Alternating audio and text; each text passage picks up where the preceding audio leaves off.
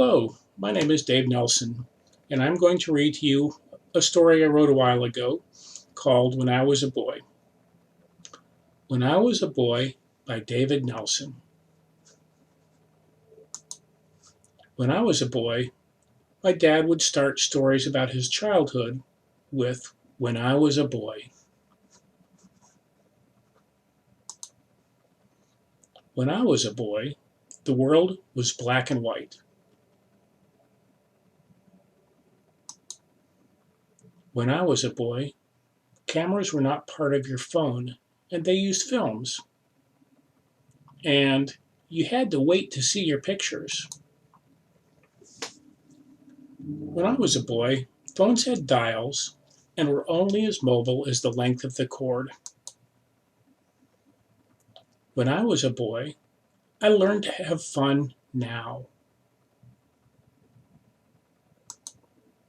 When I was a boy, there was no internet, so we played games like Kick the Can. When I was a boy, when we got home from school, we could play until dinner time. When I was a boy, I learned life is a gift and to enjoy it.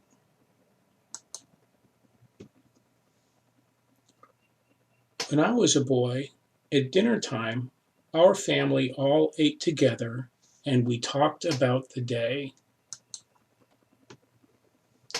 When I was a boy, we didn't have iPads. We used number 2 pencils and Big Chief tablets. When I was a boy, after dinner, it was time for homework. We used typewriters to write our papers. When I was a boy, when our homework was complete, we could watch TV. When I was a boy, good men were taken from us. When I was a boy, people worried that the world was in big trouble. When I was a boy, I learned people feared change.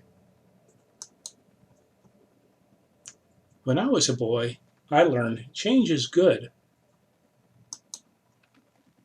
When I was a boy, art and music gave us color and reminded us of the world's beauty. When I was a boy, hockey reminded us of hope. When I was a boy, I learned not to listen to the naysayers.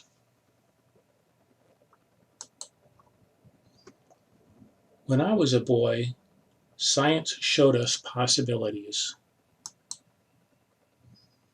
When I was a boy, I learned to dream big. When I was a boy, I learned to seek excellence, not perfection. When I was a boy, I learned we choose who we want to be. When I was a boy, I learned that life isn't about being fair.